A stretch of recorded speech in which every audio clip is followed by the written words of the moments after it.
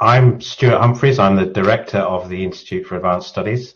I'm just going to give you a few brief housekeeping hints as we go through while we wait for attendees to join. So I'm absolutely delighted even to say that this is Professor Anna-Marie Roos' inaugural lecture. Anna-Marie was promoted this year into the role of professor at the university, and she's based in the School of History and Heritage. I'm not going to say too much about what she's talking about, but she's giving us a talk on the tales of a manuscript lover. She's going to be introduced in a moment by her head of school. The presentation this evening is recorded because Anna-Marie wasn't able to give the full presentation, but she will be around for questions and answers afterwards, where you can put your questions to her through the chat function. I will pass those on. If I can find my controls, we would be grateful if you could try and keep to our housekeeping rules. We are recording this session, and it will be made available shortly after the lecture on the LIAS homepage. But that does mean that if you're worried about your personal data and your face, you shouldn't worry too much, because we won't activate cameras, but do please remember that it is being recorded. Cameras and microphones won't be available, but you can use the chat towards the end of the questions. And all comments and questions should be posted to the chat screen. And that way I can put them to Anna-Marie and try and keep us all to time towards the end of the lecture. If you are having problems, please do try using Google Chrome. If you have further technical difficulties, then try leaving and rejoining. That may end up that you have several names listed as numbers 1 through to 7 or whatever awful number it might be. Please do keep trying. If you do have problems, email us at LIAS and we might be able to help this evening, but that could be a little bit of a push to give ICT help on that so quickly. So the last thing I wanted to bring up was that this is one of our series of inaugural lectures. So this is the last for this calendar year. But if you are interested in attending others, or even just revisiting the ones we've had in the past, all of the information can be found on our website, which is lias.lincoln.ac.uk. You can follow us on Facebook, and you can follow us on Twitter. If you have questions or comments that you would like to feed back to us, then please do contact us at lias@lincoln.ac.uk. So that's quite enough of me. I will repeat that I'm absolutely delighted that we've got Anna-Marie Roos to give the inaugural this evening. I'm going to hand off to Dr. Jim Cheshire, who is the Acting Head of School for History and Heritage, to give the full introduction to the lecture this evening.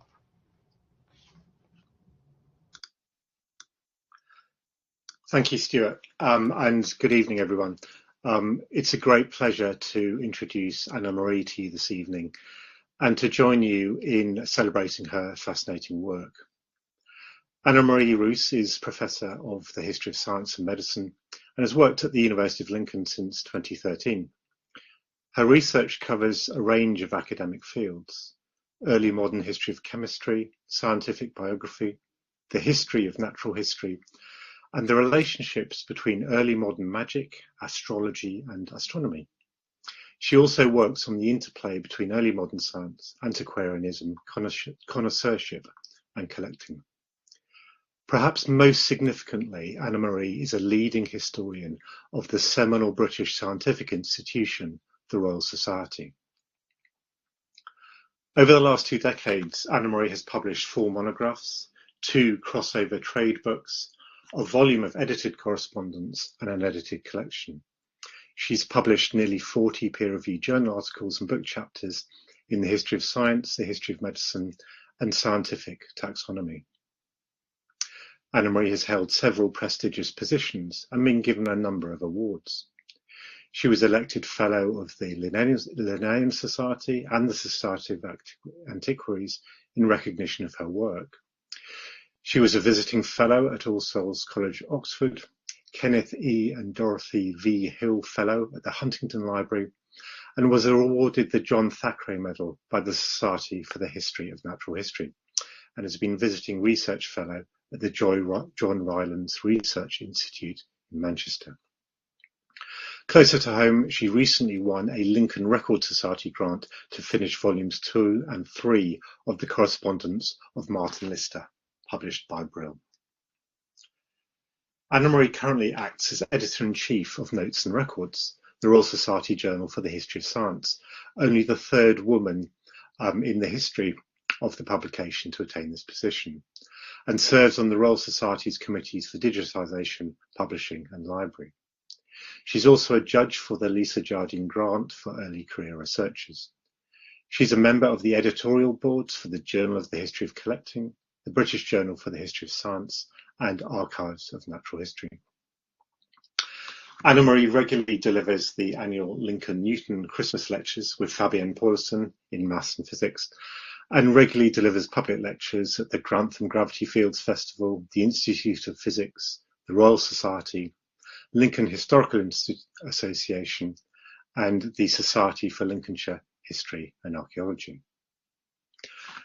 Anna-Marie's publications have stimulated very enthusiastic praise. The Times Higher Education Review described her third monograph, Web of Nature, Martin Lister, the First Arachnologist, as, quote, a superb biography that was a pleasure to read. Her latest monograph, Martin Falk's Newtonian Antiquary Connoisseur, was published by Oxford University Press in 2021.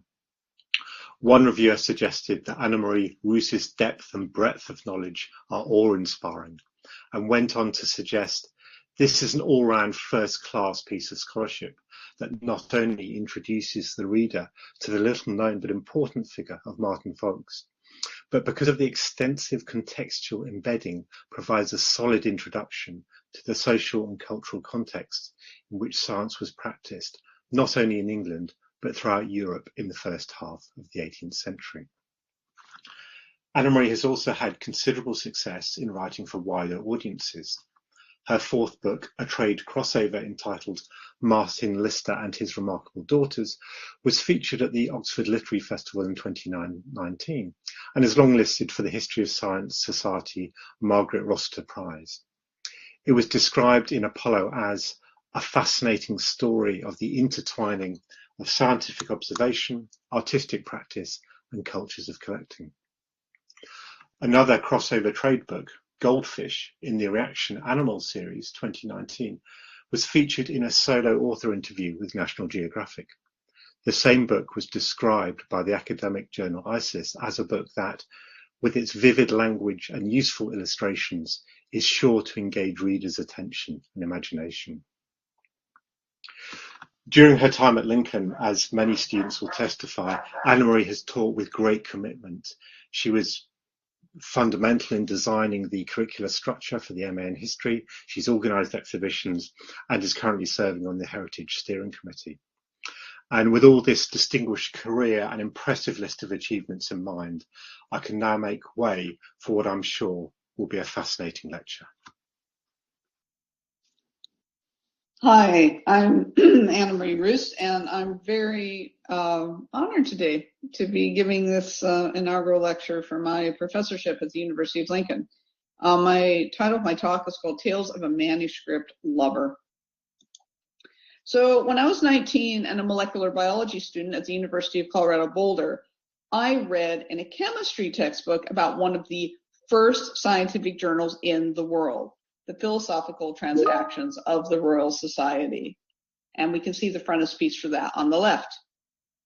I was intrigued to know that the first scientific papers were not papers, but personal letters written by gentlemen in the 17th century to the secretary of the society, Henry Oldenburg, about their own observations of nature. And one of those letters is on the right.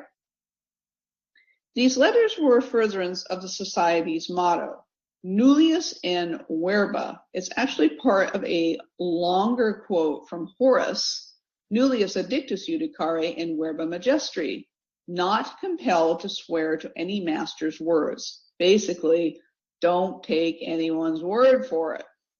Now, Wall Street Journal Russell Seitz noted the motto is shorthand for what President Harry Truman meant when he said, "I'm from Missouri, show me." Missouri was the show me state. Basically, if you don't give me your proof, I don't believe you. And he had a plaque on his desk. One said, I'm from Missouri, and the other side said, the buck stops here. And Truman said, the President of the United States, whoever he is, he has to decide. He can't pass the buck to anybody. No one else can do the deciding for him. That's his job. So basically, nullius in verba is kind of a gold standard of empirical accuracy and objectivity that I think scientists in the Royal Society aspires to. And that was a really defiantly appealing phrase to a defiant 19-year-old me. Here I am with my brother, younger brother David, engaged in some tomfoolery at the age of 19 involving a VW van and a road trip to New Mexico. Now, being an ocean away from the Royal Society in London, when I inquired of the science librarian, again with this brash confidence of a teenager, to see the real philosophical transactions, well, he said, here you go. And these were printed editions of the journal of something called Redex Microprint, which was an opaque card of tiny photographic reproductions that had to be inserted in a special magnifier. Yay. Anyway, I spent 5 hours reading in fascination about everything from mayflies to Newton's works on optics to the first blood transfusions, till at 11 p.m. I was almost locked out of the university library. The next night, probably much to the security guard's displeasure, I read them again after my revisions for my classes, and again, until I went through about 20 years or so of the journal. My mind was dancing with air pumps and microscopes and strange creatures and diagrams. I have little doubt my lifetime of spectacle wearing stemmed from these enthusiasms of youth. Much as I was disappointed that I couldn't see the original handwritten letters behind the printed journals, I did notice some scrawled period marginalia on the microcards, reactions of readers long ago to what they read. Some of them were skeptical. It was kind of like a time machine into others' minds. One philosophical transactions author wrote about better ways to kindle wood, and a sarcastic reader wrote in the side, light it. I laughed. This was the beginning of my love affair with early modern history of science, their manuscripts, and their role in the history of early natural philosophy, an affair that has dominated my life and career. I'm now editor-in-chief of the Royal Society's Journal of the History of Science, Notes and Records. And as part of my job, I assess my authors' incorporation of nullius in verba in their own work. It's something that would have been considered to be an impossible fantasy by a brash and defiant 19-year-old teenager growing up in Colorado.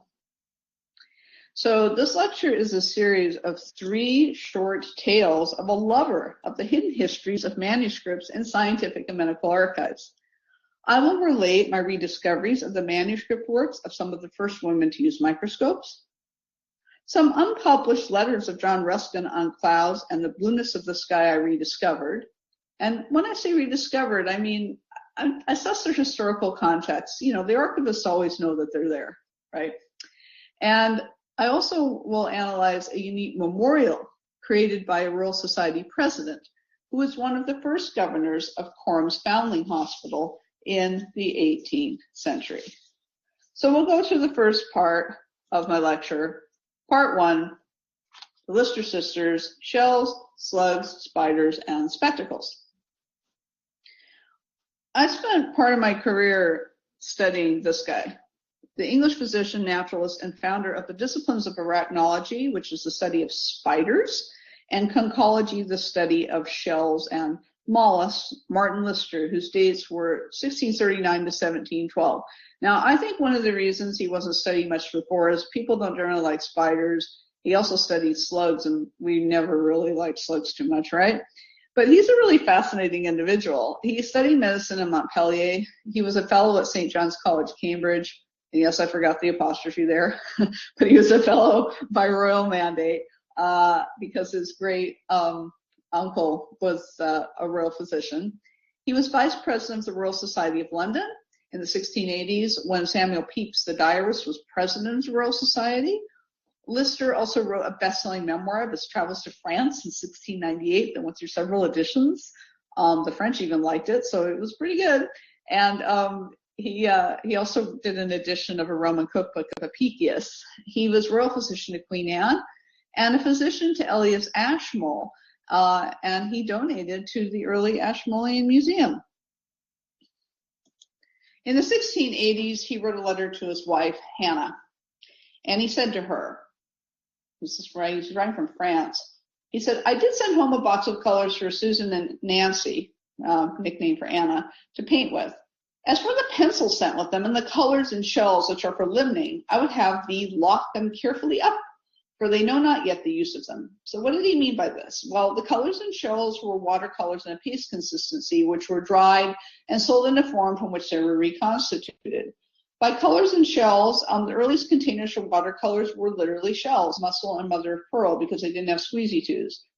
Pencils were not what we usually think of as pencils. They were probably small brushes made of squirrel hair. And limning was a form of illustration, or it comes from the term illumination of a particular type. From these really humble beginnings, in a few years, Lister came to rely on his teenagers, Susanna and Anna, to help him illustrate his scientific papers and books. Now, why was that?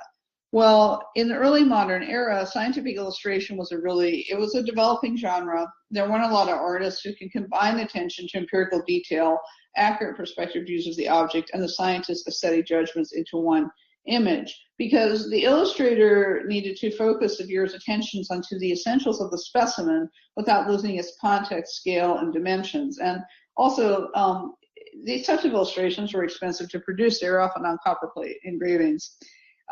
Getting such books printed was very difficult at the time. Natural history publications required specialized fonts, knowledge of Latin, and sensitivity to the proper placement of figures, and printing houses just didn't want to undertake it or weren't capable to do so. So strangely enough, accurate representations of scientific works were really not something that could be taken for granted in the 17th century at all. That's but a contrast to today. After Lister experienced disappointments and delays commissioning established artists such as Francis Place and William Lodge, Lister decided to teach his daughters from a young age in the art of science. Now, it isn't unusual for young ladies of good families to be trained to limn or to illuminate. Limning was used mainly in the 17th century for heraldry, maps, bird's eye views, miniature portraits, etc., and it was considered a very suitable pastime for young ladies, being generally a sedentary, clean, and quiet occupation which employed rich materials and resulted in decorative works. Although both girls turned out to be quite artistically talented, it's not known who gave them drawing lessons, as there is no manuscript evidence of a limning tutor. I think it might be possible that Lister taught them himself. This is a copy or a page from one of his sketchbooks in the Bodleian Library. And he's portraying a red Munia strawberry finch here. And he writes on the side that it looked like it had the breast of a bright red color like a robin. He probably drew this from a stuffed specimen that he'd gotten sent to him in the post. And the real bird is very, very beautiful. That's the strawberry finch. But that drawing is very sensitive and quite accomplished. So we also see Lister very actively involved in correcting his daughter's illustrations. These are of sea urchins. Lister's annotations are all over them, telling them basically to correct the margin of the animal itself. The curve of the animal is a little bit wrong in the bottom of it, and to correct the dimensions of the subluxal plates. And his instructions were there on C on the far right. So he really entrusts his daughters, Susanna and Anna, with illustrating his landmark book, Historia Conciliarum. This is a frontispiece of the first book of it on terrestrial conchs. And you can see here that it says that Susanna and Anna Lister Figueras Pin, that they did the drawings, paintings literally, but they did the illustrations. Now, this is Susanna and Anna both by this time had the necessary training and experience. Lister's plan is publishing the most thorough reference work on mollusks, their shells, and their taxonomy was not too ambitious a project to be a family production. This first comprehensive study of conchology consisted of over 1,000 copperplates of shells and mollusks that he collected from around the world. Sir Hans Sloane, the founder of the British Museum, lent Lister species from his travels in Jamaica. Everett Fluid, the keeper of the Ashmolean, sent him live snails in strawberry baskets lined with damp moss. The over 1,200 pieces of Lister's correspondence left to us show that he was part of a global republic of letters of virtuosi who exchanged ideas and specimens.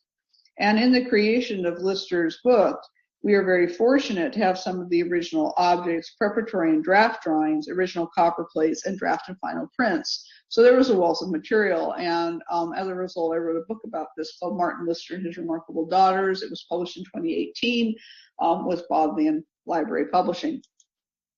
This gives us a little bit of an example. This is a hand-colored edition of the book of a shell, and the text describing it. This is prior to Linnaean taxonomy. For those of you that are interested in that, the text is literally engraved onto the plate. He didn't have it typeset because he found this easier to do. To give you an example of what we do have of the preparatory work done for this work, this is Anna Lister's pen and ink drawing of a shell called the Strombus tricornis. This is from her sketchbook, MS Lister 9, in the Bodleian Library at Oxford. The shell on the left, this is actually the original shell that she illustrated. It's in the Natural History Museum of London. There's quite a long, convoluted process how it got there. And then on the right is the engraving that appears in the book. And amazingly enough, the original copper plates for the book also exist in the Bodleian Library because Lister bequeathed them when he died in 1712. I had some people say, well, girls can't do this.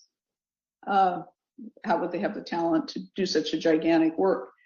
And well, some of their things aren't signed, but a lot of them are. And this is a draft etching of a nautilus shell with Susanna's signature in the lower left-hand corner and her father's sort of annotations on it on the top of it. Etching's a little bit different process than copperplate engraving and involves a biting acid, but both were used in the creation of this book, the Historia Conchiliorum. I also think that a lot of the work for this was occurring in the home or near the home. When I looked at some of the draft papers for this work, they weren't done on traditional paper. They were actually done on Lister's correspondence paper. Paper's quite thin, and the watermark I found on the draft prints of the book actually matches the watermark on his correspondence. Now, another thing that was very exciting is that I realized that it was the case that his daughters were using microscopes to help prepare some of their illustrations, and they're some of the first women to be using magnification, not the first, but some of the first in the 17th century.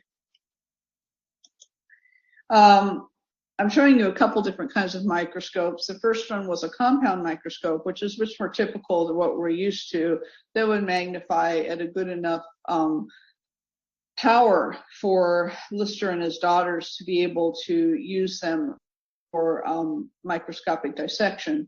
And then we had this also in the 17th century developed by Antoine von Leeuwenhoek. This is a simple Leeuwenhoek microscope. This will magnify much higher.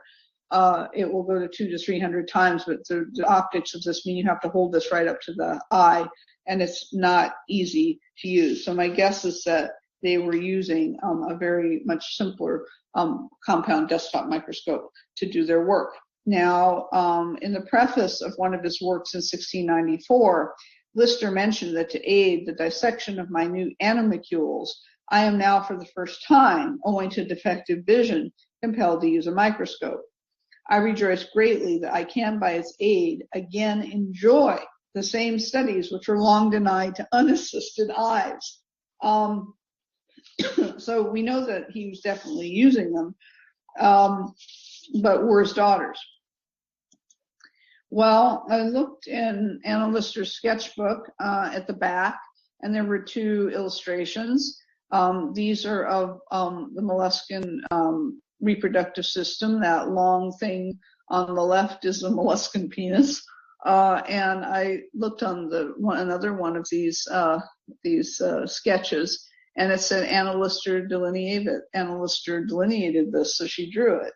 And what was even better is when I looked in one of Lister's works, which was devoted to the molluscan reproductive system, we can see that again on the bottom it says that she did these particular drawings. And then if you look at the figure legend, and in for this particular publication, Lister did get this typeset, figure 2, penis ex microscopio.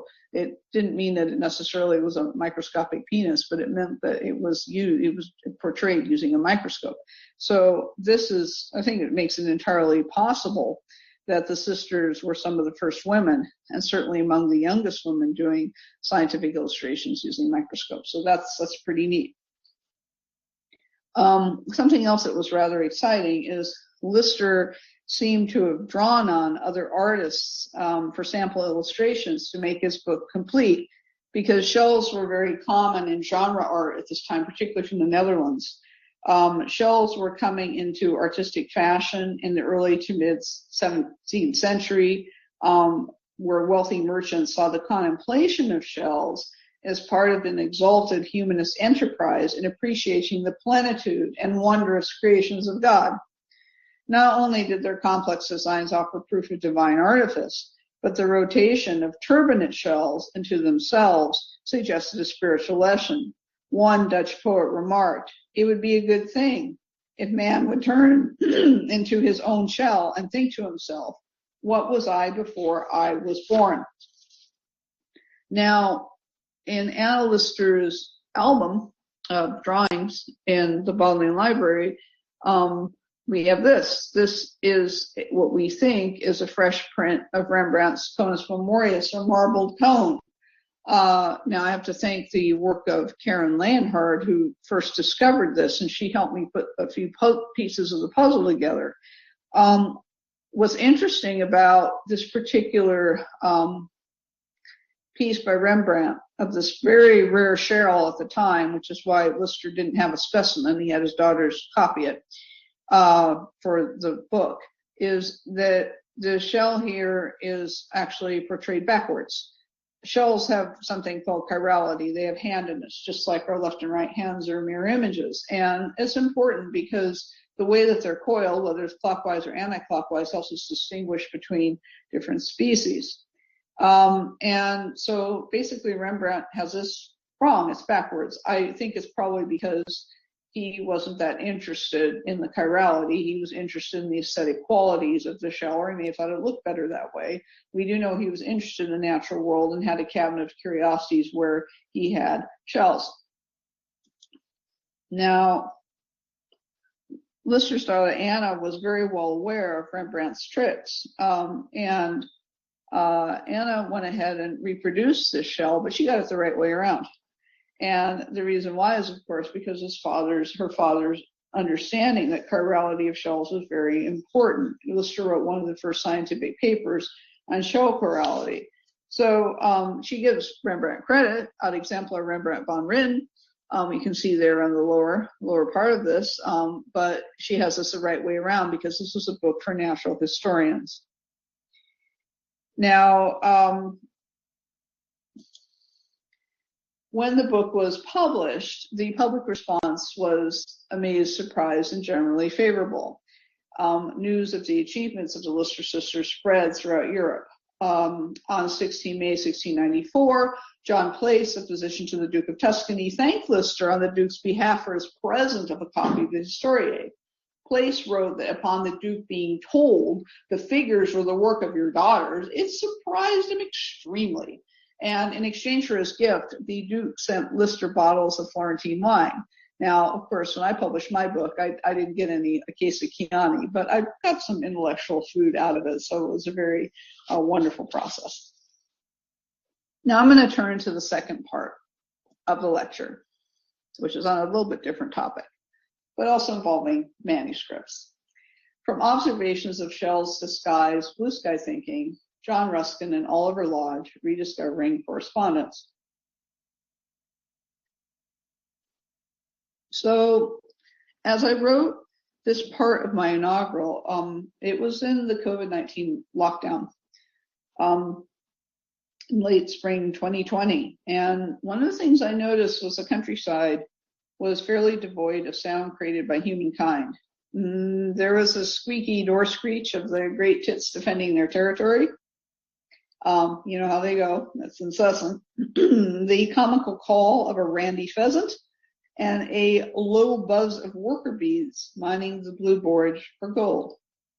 The wind at this time usually carried the distant hum of traffic of holidaymakers on their way to the beach and its amusements, punctuated by the faintly repeated and rhythmic roar of Harley-Davidson enthusiasts on their day out, and their engines always reverberated, at least the sound to me, like potato, potato, potato.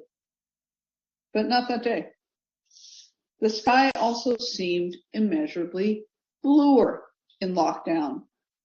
So much so that I wish I possessed a Sasor cyanometer to measure how much lapis lazuli was mixed into the atmosphere of the morning's illumination. Was my observation wishful thinking? A strange kind of spring fever? As you might infer by my purple prose, I was reading the works of art critic John Ruskin, who's there on the left, and thinking about an exchange he had in the 1880s with Oliver Lodge, FRS, about the blueness of the sky and cloud formation. And there's Oliver Lodge. Lodge was a physicist. Ruskin was an art critic. Why were they talking to each other? Well, it was a pretty remarkable correspondence. It lasted for 2 years. And some years later, reformer John Howard Whitehouse's journal, St. George, the Journal of the Ruskin Society of Birmingham, published a part of this correspondence in an article written by Oliver Lodge, which was entitled Mr. Ruskin's Attitude to Science, and in another article called Mr. Ruskin and His Life Work. And the summaries of the letters published in that article indeed appeared in the Letters of John Ruskin, edited by Cook and Wedderburn. They're briefly analyzed by a wonderful scholar named Francis O'Gorman in the context of another exchange between Ruskin and John Tyndall, another physicist, which I'll get into in a bit. But much to my great surprise, the full letters and text of the letters, which are now in the University of Birmingham Cadbury Research Library, have not been published or analyzed. And in particular, the complete text of Lodge's responses to Ruskin was not published, nor the entirety of their letters to each other. So that was amazing. I mean, the archivists always knew they were there, but I don't think anybody knew that they weren't in the official published edition of Ruskin Correspondence. So scholars didn't generally know they were there. Now, what was Ruskin's attitude towards science and scientists? He often had a fraught relationship with scientists, and mainly that was because he was against Darwinianism, he was against vivisection and anatomical dissection. However, as the wonderful scholar Robert Hewitson has noted, that in spite of polemical outbursts against scientists, Ruskin's true relationship with them was more subtle, and he hoped that they could work in parallel, not in opposition. As the work of John Holmes and Paul Smith on Ruskin's influence upon the architecture of Oxford's Natural History Museum is indicated, Ruskin proposed that art could be at once a complement and a corrective to science, they write. They say that the implication was that a fully rounded natural history included both science and art. So it seemed to me that Ruskin had the same attitude towards his work on clouds, which in his letters to Oliver Lodge represented a really interesting intersection between natural history and theoretical physics. What was the context of this correspondence? Well, in 1868, this fellow here, John Tyndall, who was a fellow of the Royal Society and a physicist, noted that when he sent light beams into laboratory-created photochemical smog, a sky blue light emerged. And he used this apparatus here, which is now at the Royal Institution. In Tyndall's experiments, the air introduced into the tube was first filtered and dried, and then it was passed through a solution of amyl nitrate. The resulting blue was transient, and after a few minutes became a white cloud. Tyndall realized that the size of the particle determined the results that he saw. The small particles resulted in the blue cloud, which became white clouds as the particles coalesced. As Peter Pasek has noted, quote, Tyndall's bottle held not just a blue sky, but clouds emerging from it, as it seemed to him. To Tyndall's way of thinking, short wavelengths or bluer light would be scattered more than longer or redder wavelengths because small particles represented a larger obstacle to the shorter wavelengths than to the longer. Tyndall thus posited that light was scattered by particles of dust or water vapor in the atmosphere, although in reality, light scatters off the molecules of the air itself. The letters I found showed that Ruskin and Lodge, and this is one of them, written by Ruskin from his home in Brantwood in Lake Coniston. So these letters I found showed that Lodge and Ruskin argued about this latter point. Lodge sided with John Tyndall concerning the role of dust particles and water vapor in making the sky blue. Ruskin disagreed. He asked Lodge, how could a transparent water molecule make the sky transparent but also make it blue, unless air molecules themselves diffracted the light?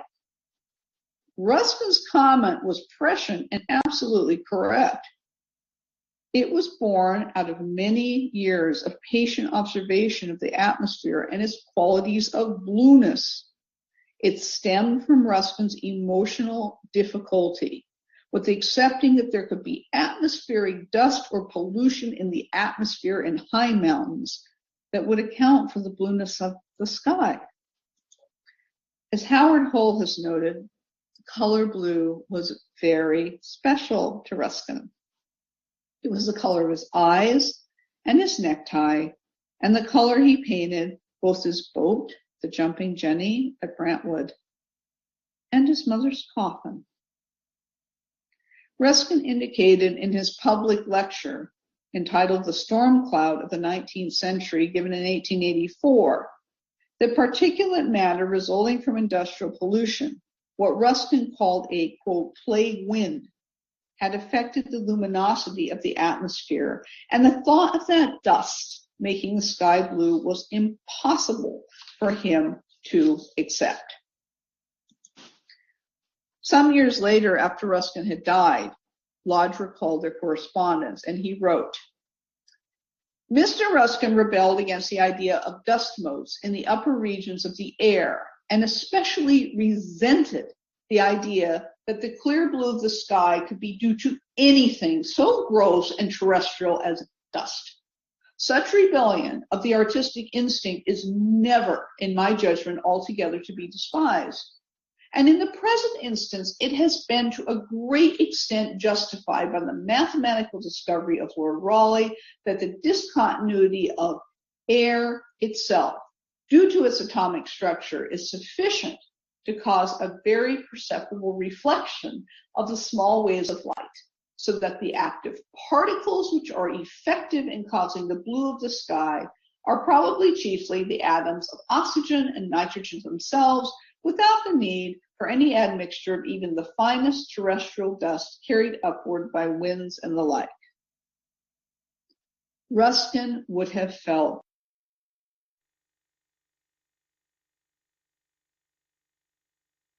time we experienced during lockdown, our own plague, wind, and yet our bluer skies from the lack of air and road traffic.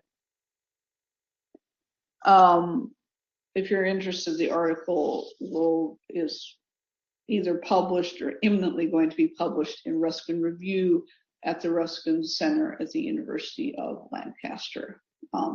Both Head in the Clouds and published correspondence between John Ruskin and Oliver Lodge. Now I will turn to the last part of my lecture, entitled The Digital Turn and Life and Death in the Archive, the Royal Society, Martin Folkes, and Quorum's Voices Through Time. So historical research is really enriched by digital tools as the availability of manuscripts, ephemera, and printed materials online allowed scholars to make connections that would have been almost unthinkable a decade ago. The digital preservation of fragile manuscripts is another benefit. Although this manuscript lover has really missed the tactile pleasure of working with an early modern document during the pandemic, the accessibility of primary sources online has been truly astonishing. One of the best results of the digital turn in history of science is public access and crowdsourcing. The Royal Society, for instance, through its Science in the Making platform, can not only showcase its archival materials, but also make them available for the public to transcribe, which in turn increases their accessibility for scholarly research. And this is a front homepage for Science in the Making. It's a really great webpage and archive, and it's got some unexpected things. You can see there in the lower right some pictures of penguins, and there are even some films in there of penguins during some of the early Antarctic expeditions. Now, other archives and organizations like the Quorum Foundation also have digital resources. The Quorum Foundation partnered with Zoo Universe at Oxford to make its early foundation records available to the public in its website, The Voices Through Time, the Story of Care project. And you also can transcribe documents from that.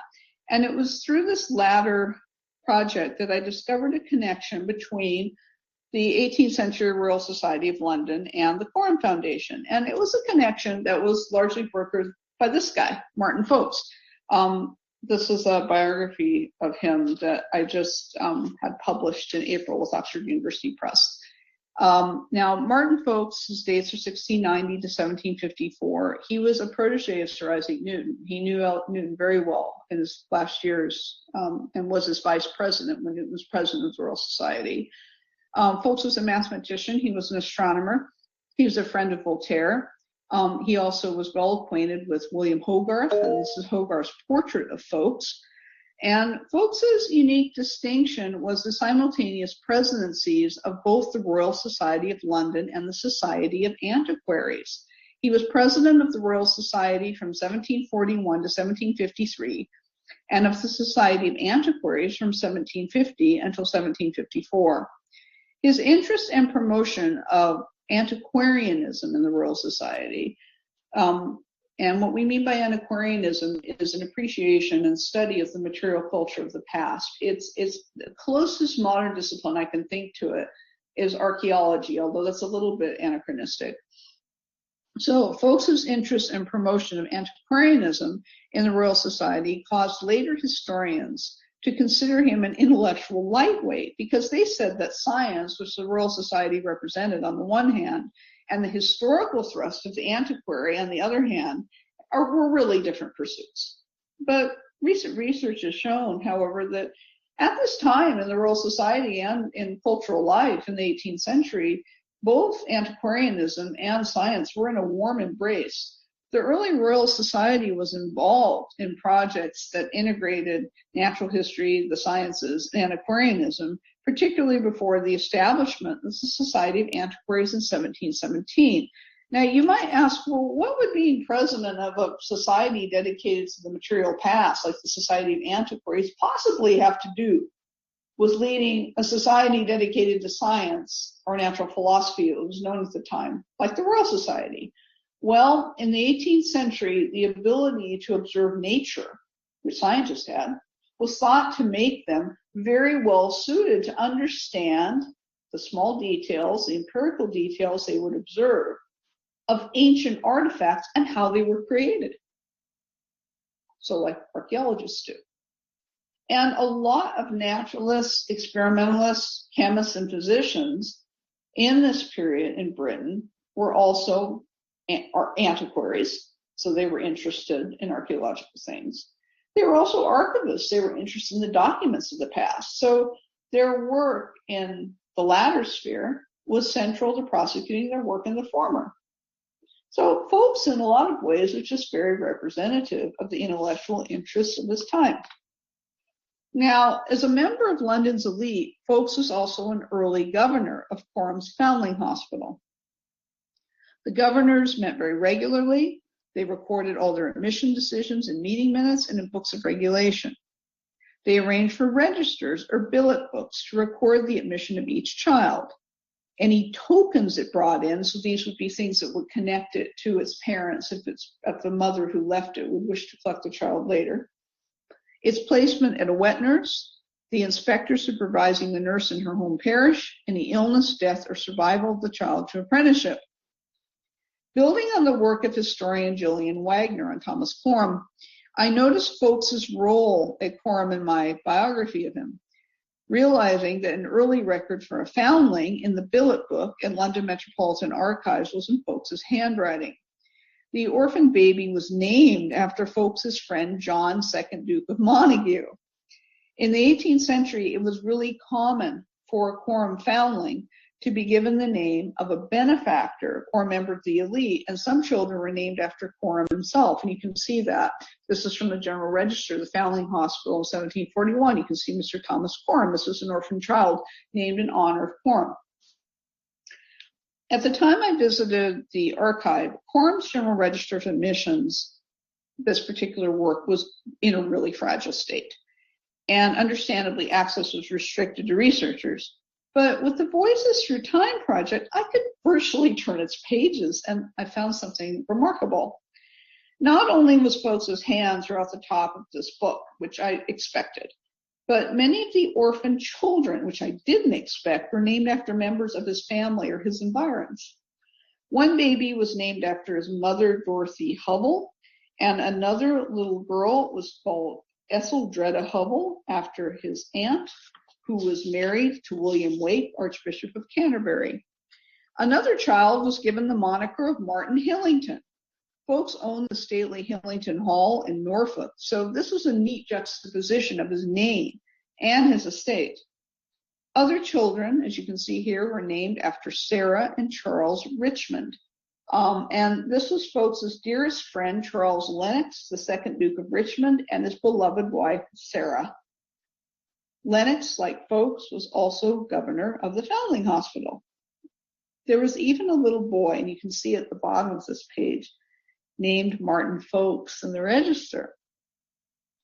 Sadly, most of these orphan children, including Martin Folks, died young, the result of infectious disease and the effect of poverty that the Foundling Hospital could not remedy. Now, Martin Folks' eldest and only son, also named Martin, had died the previous year. He was killed in a riding accident at the Caen Military Academy in Normandy at the age of 20. The Caen Academy had a good reputation for its training in geography, ballistics, and mathematics, as well as its riding school. In 1738, the French philosophe Charles-Louis Secondant de Montesquieu, also a fellow of the Royal Society, wrote to his friend Martin Folks that his own son Jean-Baptiste had made some progress in the sciences, and he hoped to see Folks when he visited France. Adding, I think I can tell you that because when you talk to your friend, you talk to yourself. Folks actually went to France to sort of check out this military academy and see if it would be a good place to send his son. Meeting minutes show that Folks' son, though not yet a fellow of the Royal Society, had been a silent attendee at meeting as part of his education. His dad brought him along, and then his dad would take him with the other fellows at the Mitre Tavern afterwards to teach his son how to debate and probably how to drink. When Folks' son died, Charles Lennox was apparently the first to hear, as he had diplomatic contacts in France. Folks was clearly stunned. Lennox subsequently wrote very concerned letters to Folks' brother, William, about his friend's emotional state. Let me beg of you to write, if it is but 2 lines, to let me know how he does. Continuing that he loved and valued Folks, as he said, equal to any man living. Lennox continued in a subsequent letter, I can't but still be in very great pain for him. I don't like the account he gives me of his starts and talking of the thing as if it had been a dream. I think those are bad symptoms. I hope in God you will be able to govern him and keep him low, for I cannot help being in pain, for his senses, which strong as they are, may not be proof against such a terrible shock. I don't believe that when he was quorum governor, Folks named a foundling after himself. Rather, I think it was in memoriam to his own son. Many this past year have lost loved ones to the pandemic, and the immediacy of those losses resonated again when seeing that page from the register book glowing on the screen. So, rest in peace, Martin Folks.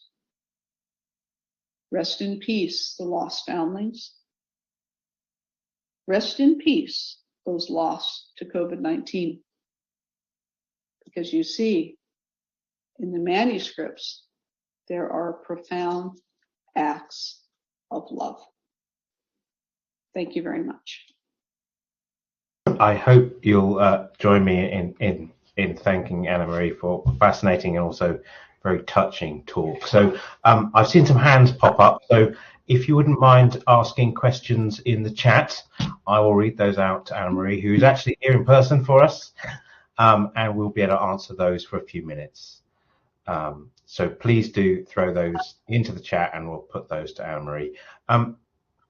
Anna Marie, I guess this is, I fear this is a question you get all the time.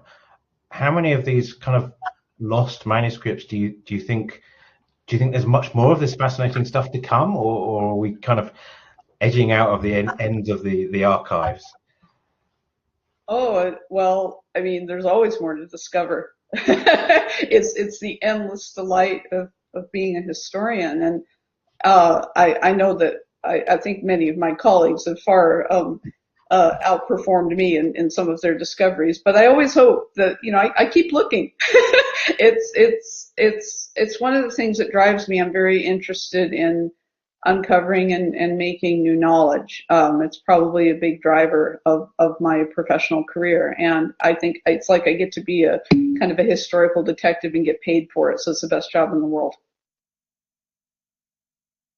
So, Tom has a rather provocative question here. Thanks for the wonderful lecture. Surely take no one's word for it is, in the light of your longer Horace quote, not a good translation of nullius in verba. Tom, you're right. That's the more popular adaptation of it. That's why I put the Horace in there. There's a long history about nullius in verba. It's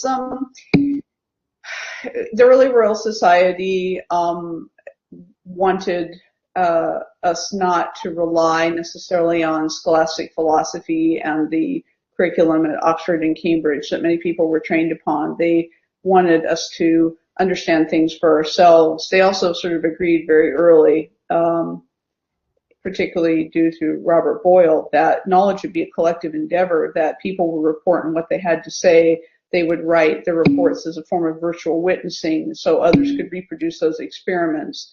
And then the collective judgment of the experimentalists would decide what was true and what was not. And that was a different way of doing things as opposed to receiving given authority. So you're right. This is kind of a mixed audience lecture, but that's a good point. Great. So Pippa asks, how much do you think the scientists of the past referred and relied on previous findings? She's thinking of the current requirement for journal articles to cite any assertion that they have. Well, I mean, I think that all forms of knowledge have their different traditions, how they look at previous engagement with the topic. In history, we have historiography. We position our own work in response to the work of past historians and then state how ours is different, how it would agree or confirm somebody else's work, but add a different angle to it, how it might combine two other previous work, or maybe just relate a new discovery entirely that had been overlooked. In the sciences, you definitely cite the materials and methods and approaches of previous investigators. That's very important to do, and you also position yourself as to what you're saying. Adds to the story of discovery, don't you? So it depends on the field, but I think that citation and acknowledging the work of other researchers is paramount to all scholarly work now. Cool. Sorry, I'm gonna. Hope has posted a question up that I'm going to try and paraphrase. She's fascinated by the fact that Lister's daughters signed their work and they were acknowledged. Was this common in the scientific world of their day? And she wonders if you'd be able to say a little more about the knowledge creation and production within families Sure. in this kind of era. Yeah, I mean, a lot of scientific work in the early modern period, it's more so in the 18th century and the 17th century, was done in the context of families. You can think of Lavoisier and his wife. There were several Dutch women engravers who would do work for scientific illustration. This is not. I mean, it's literally a form of domestic science. There's actually a really nice work edited by Donald Opitz, called Domestic Science. It's more 18th and 19th century, but it's about that domestic setting for women. I think that Lister, I don't know if he was a little bit unusual in that he actually made kind of an effort to put, I mean, he put his daughter's names on the frontispiece of a piece of his work. He privately published that work. He paid for everything. He was quite wealthy. And paid for all the copperplate engravings, all the materials and things like that to be done. So he had quite a bit of creative freedom to do it. But I think for him it was a recognition of the shared endeavor that he had with his two daughters, and we're just very lucky that we've got the archival materials to understand that relationship in some detail. I don't know if that answers the question completely. It's a fairly short answer. I think so. We've got time for one last question, so I'm going to ask Wendy's question now. I'm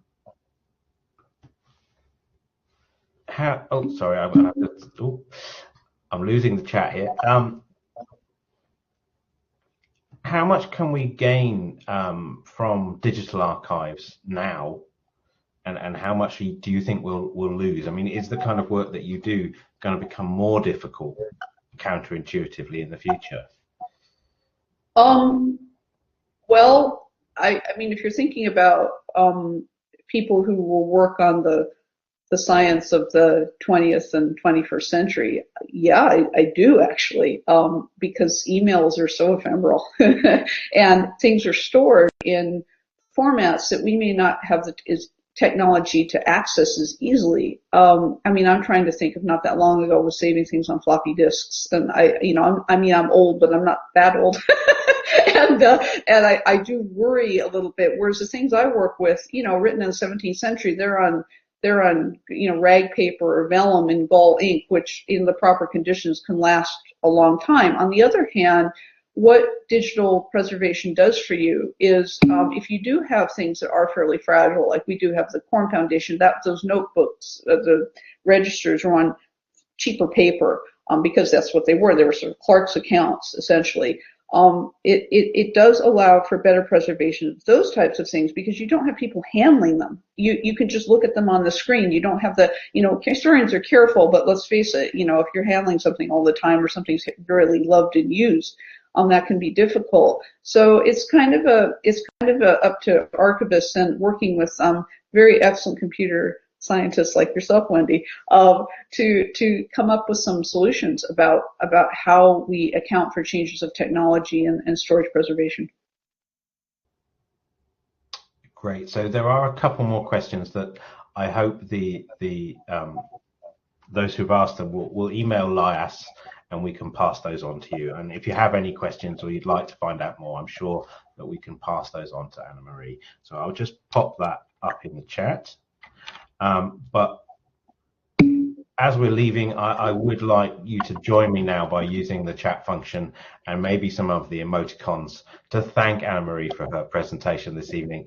And it was a fantastic and really, really interesting talk. So thank you so much, Anna Marie.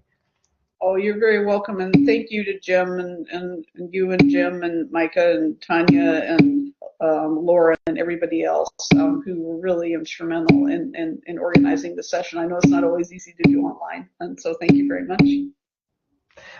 Our pleasure, absolutely. Thank you, everybody. And hopefully we'll see you in the new year with some more inaugural lectures. Thank you. Thank you. Goodbye. Good night.